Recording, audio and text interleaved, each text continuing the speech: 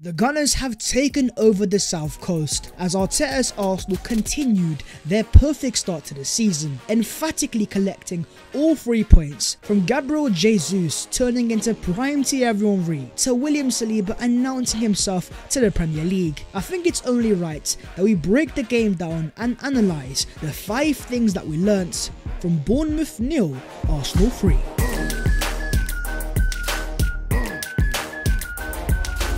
Yo, what is going on, guys? My name is Babs14 and welcome back to your boys channel. I already know that you guys are doing sensational as always, so don't forget to smash a like in the good mood and subscribe if you are new. And as I said in yesterday's video, your boy is going for the Football Content Awards, and if you want to vote for your boy, all the details are in the description and in the pinned comments. But let's get into the 5 things, and starting off with the sensational William Saliba. 2-0 against Palace, 4-2 against Leicester, and now 3-0 against Bournemouth. 3 wins, 0 losses, 9 goals, 2 conceded, 2 clean sheets and 9 points out of 9. The perfect start without any over-exaggeration. In fact, it's the first time that Arsenal have won their first 3 Premier League games since 2004-05. To put that into context, that's when Arsenal was still within their 49-game unbeaten run. Going into this season, what Arsenal have done so well is make their signings very early and really perfect that first team, so much so that we now finally have continuity. And here's another stat that Arsenal have now named the same starting 11 in their opening 3 Premier League matches for the first time since 2003-04, the Invincibles year. Mikel Arteta has found cohesion and a winning formula, and of that team, one of the pillars has been the returning William Saliba, who in this game once again was sensational. He has become a fan's favourite, and Arsenal fans have already given him his own chance.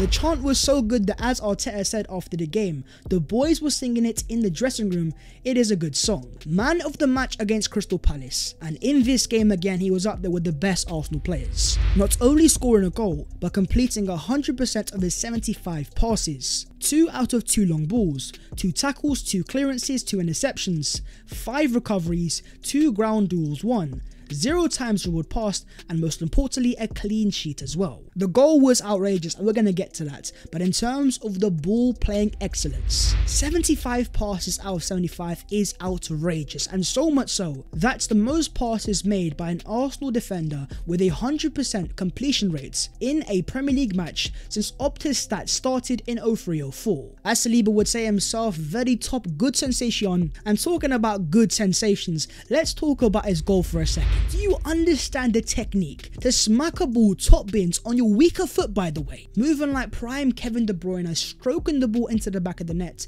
it screams arrogance. And even ZINCHENKO's reaction to the goal itself sums it all up. He can't believe it. Also leaving the Arsenal set-piece coach Nicolas Jova a very happy man. After the game, when Arteta was asked if he was surprised about the goal, he said no, we've been practicing that all week. And Arsenal have gone from one of the worst teams in the league from corners to one of the absolute best, so a shout out to Nicolas Jova. But more importantly, in terms of William Saliba, not only was he fantastic going forwards, but defensively, when he was asked questions, and there was one part in that first half in particular where a Bournemouth attacker got the ball, they tried to counter-attack and take the ball up the pitch, but it almost felt offensive, the fact that he tried to take on William Saliba. Who did this guy think he is? Because we've got the Mbappe centre backs, this guy's a brick wall, and for you to try that in the first place, how dare you, young man? Even though of course it's not a brand new signing, it does feel like a player that has come into the club and elevated the defence, has also truly elevated our build-up phase. And if Wesley Fofana is going for £80 million,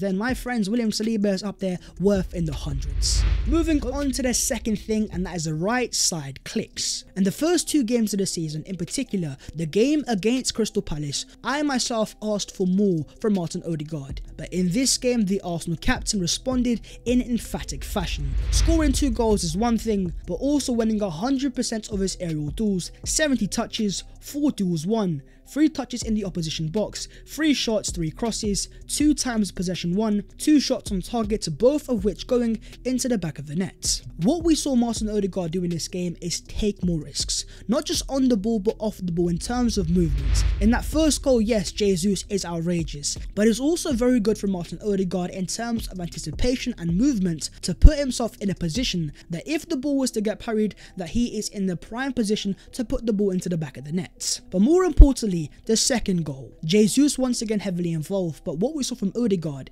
is what you want to see from a captain. As Jesus lines up a shot, Martin Odegaard sees that he has the better opportunity and ruthlessly, without even thinking, he smashes the ball into the back of the net. Not only being decisive, but also showing the true authority of a captain, saying, give me the ball, I'm going to put it into the back of the net. It was a far better performance from Martin Odegaard, but he was allowed to thrive because of the better rotations on the right hand side. The reason why we've seen the left hand side of ZINCHENKO, Xhaka and Martinelli thrive so much more this season is because there's far better movement there, better rotations, whereas on the right hand side in the games against Palace and Leicester it was a lot more rigid. But in this game, what we saw from Ben White is a willingness to overlap, which is maximising the whole point of positional play football. It gives Arsenal a numerical advantage in that final third, and it caused Bournemouth a lot of issues, and the prime example of issues is Arsenal's second goal. Odegaard scores it, Jesus gets the assist, but Ben White's understanding of the space, the overlapping,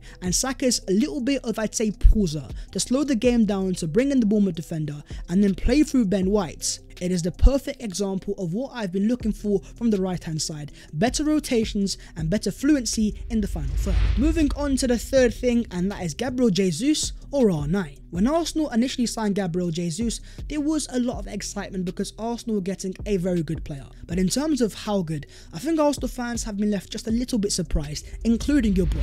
Winning the Sky Sports Player of the Match, for Arsenal he made the most dribbles, most duels won, the most chances created, joints and most sprints as well. Very unlucky not to score a goal, but he got the assist for Odegaard's second goal, making it 2 goals and 3 assists. That's 5 goal contributions. More goal contributions than any other player so far in the Premier League. This game was a prime example of even when Jesus doesn't score, he always causes mayhem. And one thing that has really surprised me so far of watching him play for Arsenal, his ability to win 50-50 duels. Very well shown in Arsenal's first goal. A ball is lumped into the air by Ben White. It isn't a pass, it's more of a clearance. The ball drops in the middle of the pitch and Jesus kills the ball like nothing. A Dennis Bergkamp-esque touch, but more importantly, the physique is what to hold off the Bournemouth defender, to turn him and then take on 2 players like his prime Thierry Henry. He's able to identify Gabriel Martinelli on the blind side of Bournemouth's defence. That is elite attacking play of the highest level, and something that I have not seen from an Arsenal player since the days of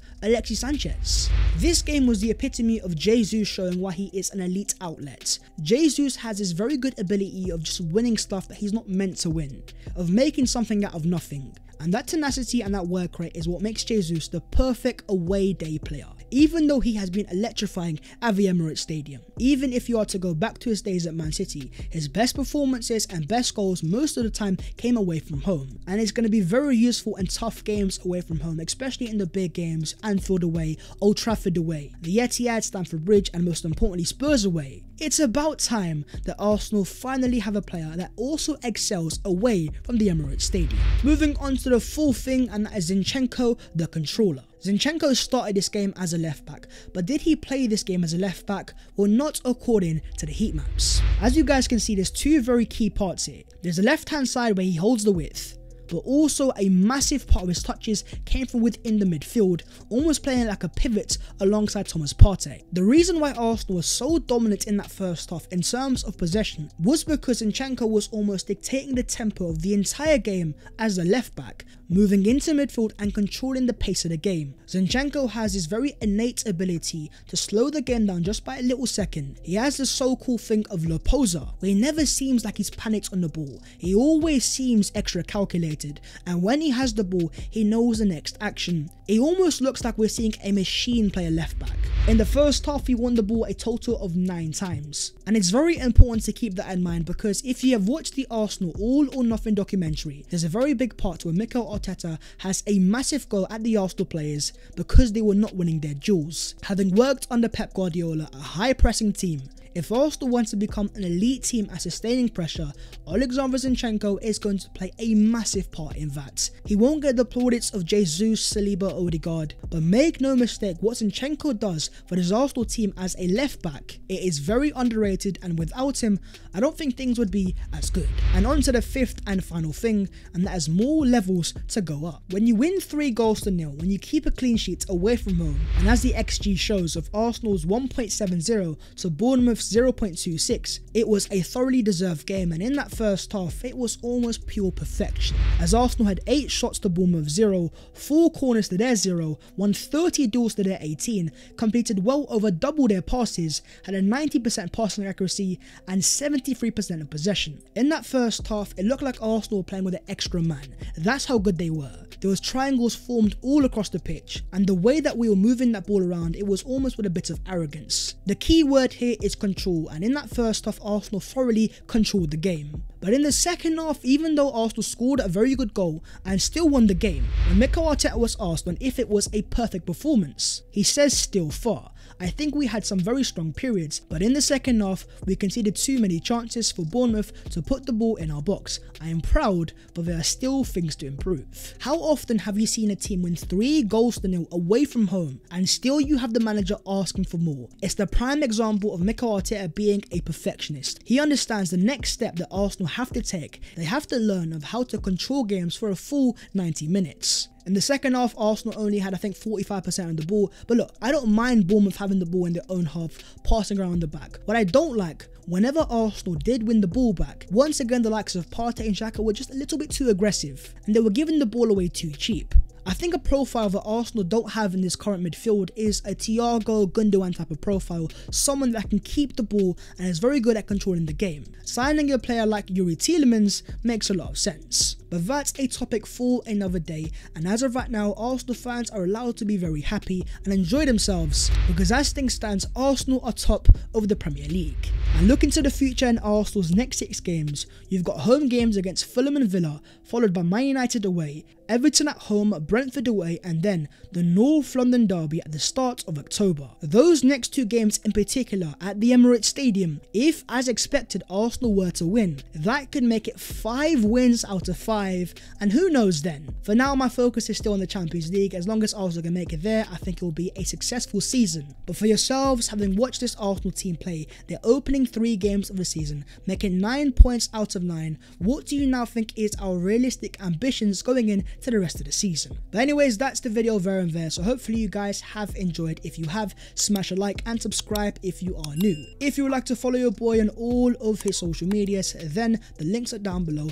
in the description. Also, don't forget to vote for your boy for the Football Content Awards. But that was the 5 things that we learned from Bournemouth 0, Arsenal 3, 3 goals, 3 points, 3 wins, and compared to the first 3 games of last season, we've come a long way. Anyways guys, take care of yourselves, and I will see you later in a bit.